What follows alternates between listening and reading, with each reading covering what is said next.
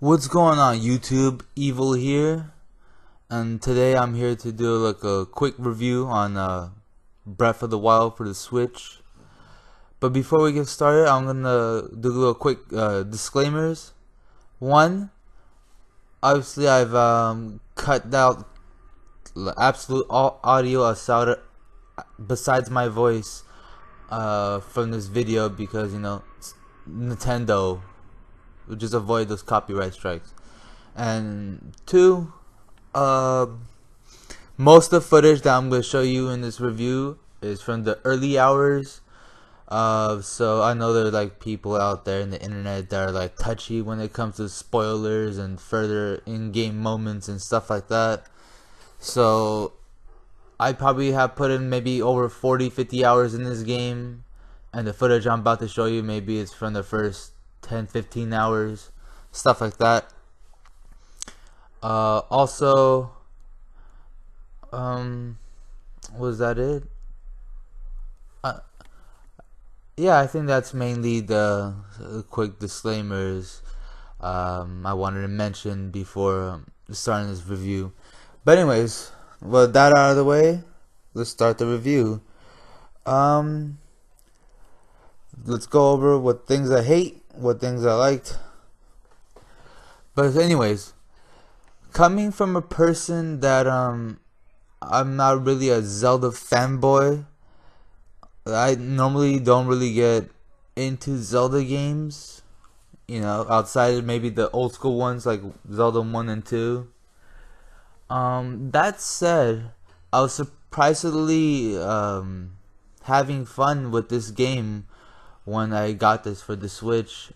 I was actually into the game, and that's not usually the case for me in Zelda games.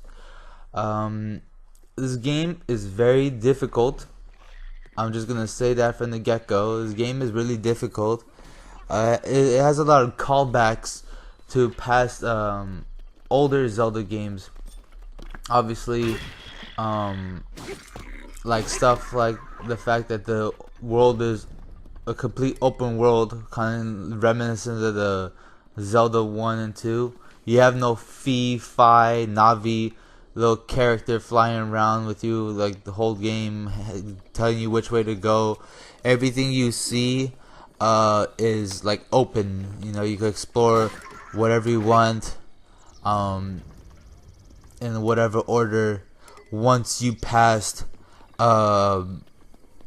the beginning tutorial of this game, which is basically you have to do the tutorial of this game, which is like you get your unique powers, you talk to the old man. Like I'll try to briefly summarize the story without getting major spoilers. Early hours story. So apparently, when you start the game, Link has been in the resurrection chamber and he's been resting and healing apparently for the past 100 years. And while he's been knocked out for the past 100 years, apparently Zelda has been fighting Ganon all by herself, defending whatever she can, whatever's left of Hyrule. And then Ganon has become Calamity Ganon, has like more or less took over all of Hyrule, and it's your job as Link to meet Zelda, help her take out Ganon, and restore Hyrule back to back to normal. That's the summary. The shortest basis I could tell you what the story's about without actually going into like details and spoiler territory. That's basically what the old man who ends up being the king is giving the story of what happened 100 years ago and the gist of what's going on. Like you have to. I like how you get your abilities, your main abilities early on the game. Like they did this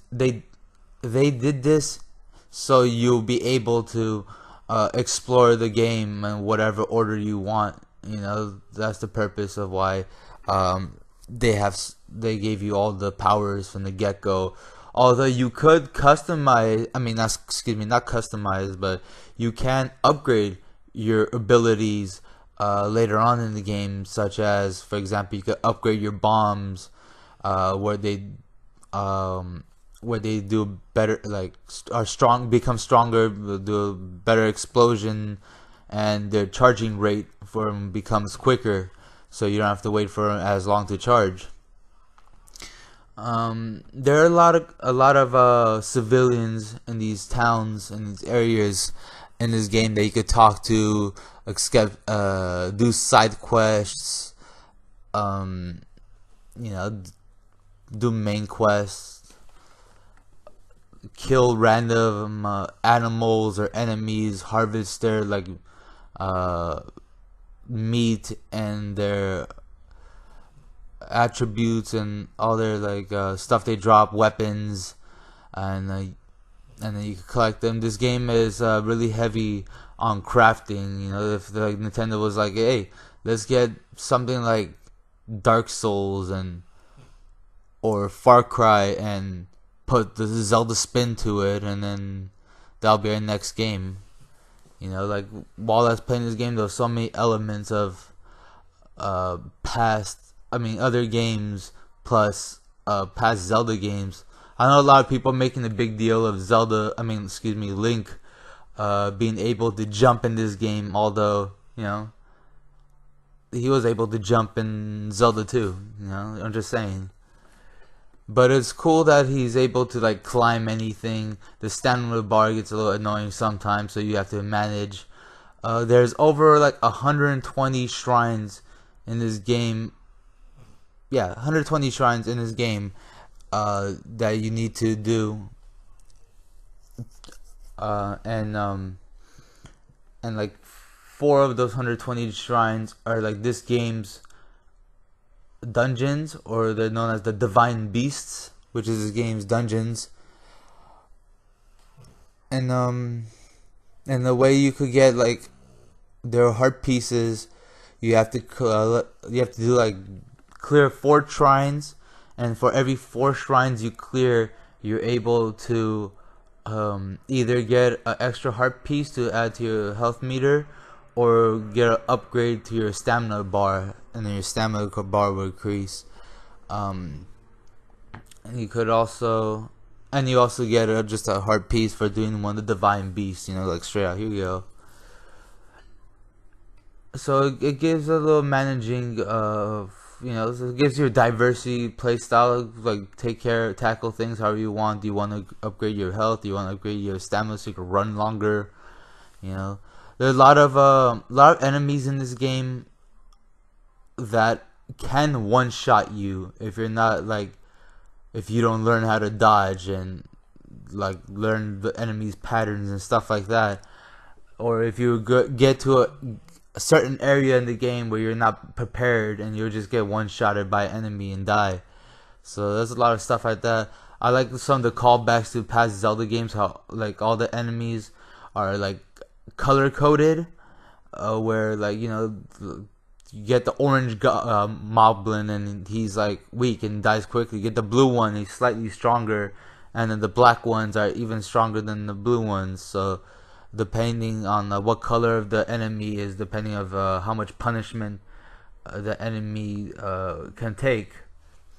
And then your inventory, in this game, is you always have to manage it. You always have to make sure what weapons that you want to carry on you, what you don't. You know, if you have the weapons in this game are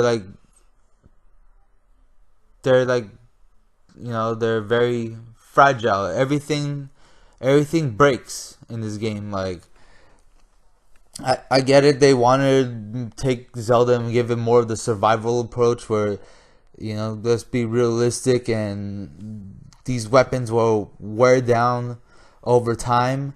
But some of this stuff is kind of ridiculous, where you literally use the item, let's say you got a hammer, you know, or a mallet.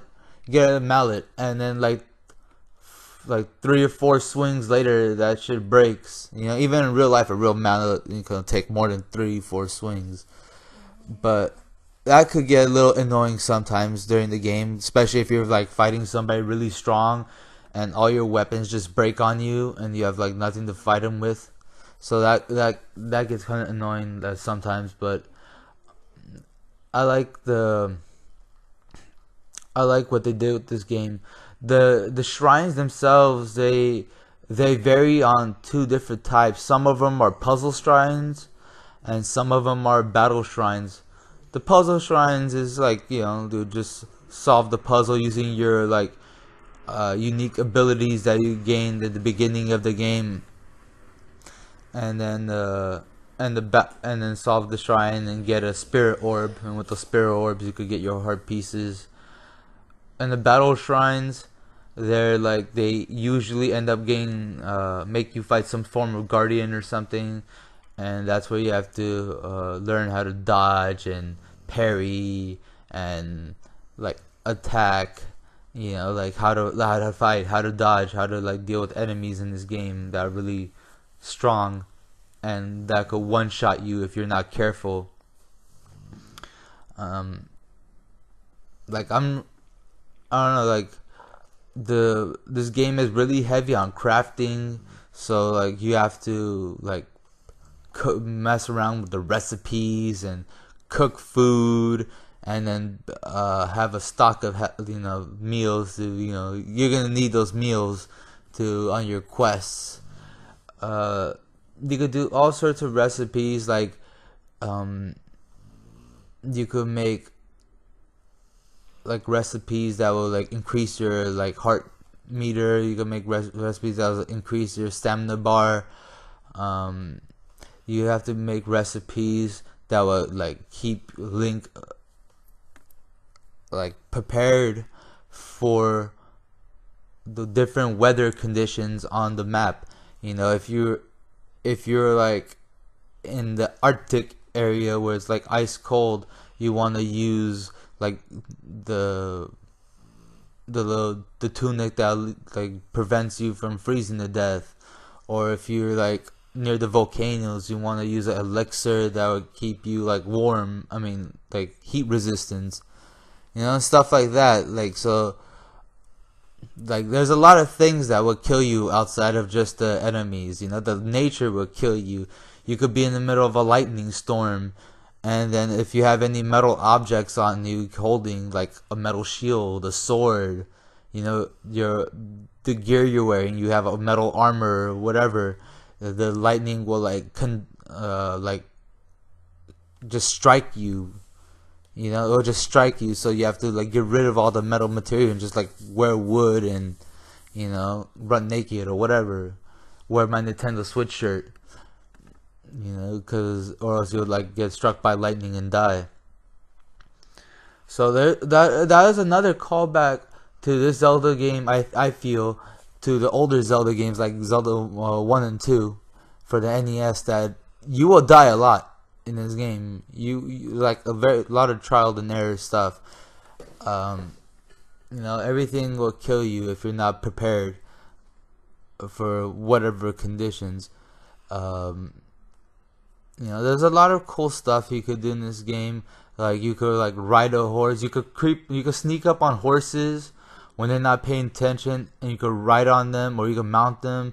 You could take them to a little town area, and you could register them and name them, pet them. It's actually fun. It's a fun experience riding around with a horse in the wild. The music in this game, I feel, is kind of like, it's good. It's like it's fine, but this game is very, what's the word I'm looking for? It's very like open worldish. It's you're in the wild. Like if you're the majority of the game, you're in the wild, so you hear nothing but nature. So there's not real like, let's say if you're going hunting in the middle of the forest, there's not gonna be no chanting tune like if you're in a village or something. So you're just gonna hear birds chirping and you walking on grass. It's mainly like dead pitch quiet. You run in. There's a lot of Easter eggs in the game.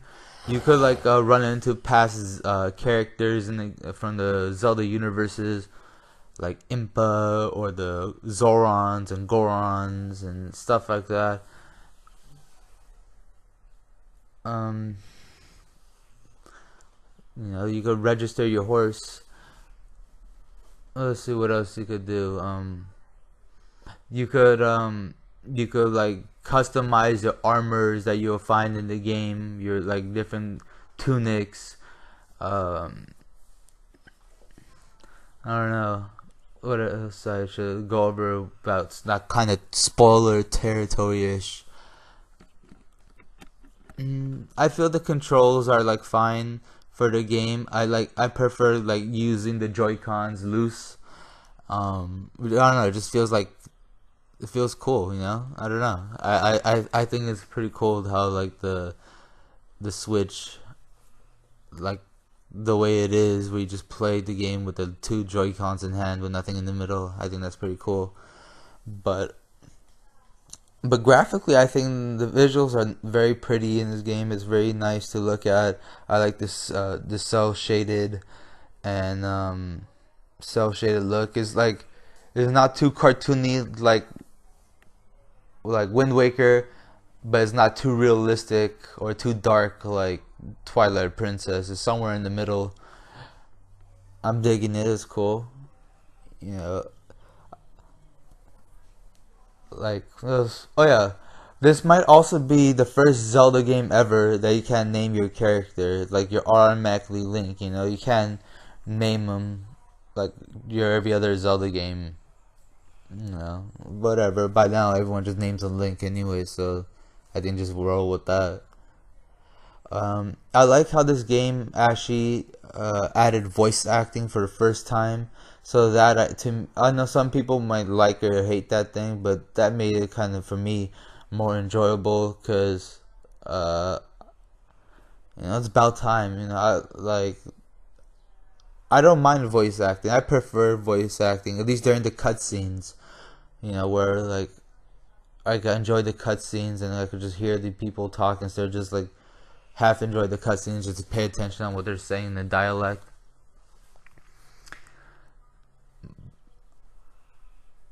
But yeah, those are cool.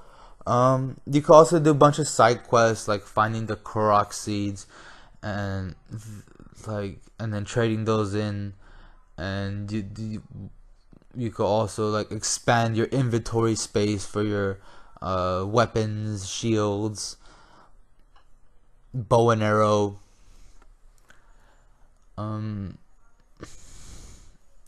Do I feel like this game deserves the perfect tens that everyone's been giving this game? I don't know. It's fun, but I don't think it's like perfect. It has its own moments where you have some frame issues where like you're playing and battling like area where there's multiple enemies, and sometimes the frames might chug a little bit during the action, or and stuff like that. Small things, like if you really want to nitpick the shit out of, I don't really care about frame issues.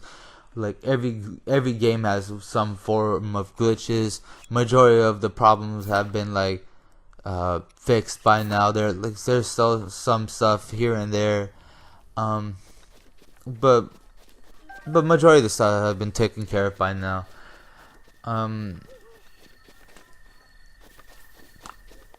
Yeah, I don't know.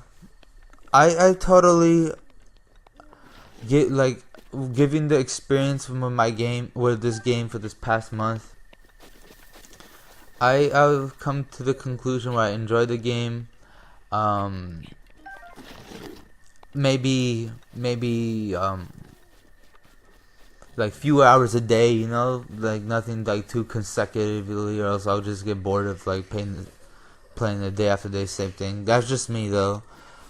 But I'm liking it. I think this was a great like launch title for the system. Although it's still technically a Wii U port, right? So good game. The whole factor that you could play this portably is the major selling point of the Switch, of the fucking this console. I feel like Nintendo this generation is the only one that's gonna have the real new console. Scorpio is just an updated Xbox One S, and the PlayStation 4 Pro is just an updated PlayStation 4. But with all this given said and done, what do I feel about this game? I definitely say this should be added to your Wii U or Switch collection of games. It is a must buy. Do I feel if the game is perfect, like everyone has been making out to be even this last month, those scores, perfect tens, and no, I don't think so. I never felt like Zelda games were perfect or the best game ever made. But this one is fun. There's a lot of games, like I said earlier, reminisce of the Zelda 2 and classic Zelda games, and mixed with that with the open world elements of stuff like Far Cry or Skyrim, where you could do pretty much, I don't know, mixing also these elements, these action adventure elements, the Far Cry elements where you could climb the towers and then just make the map bigger. This map in this game is huge, by the way. It's huge. You'll be doing one thing and then you just get sidetracked of doing something else.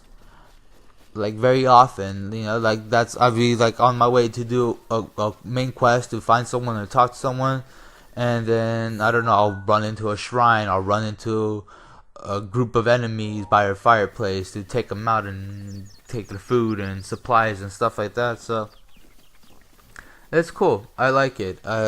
This game is a definitely must buy. I hope my opinions of this game and this review helps you upon your perspectives upon Breath of the Wild. But yeah, that's my final thoughts. Great game, must add it to the collection. Can't wait until more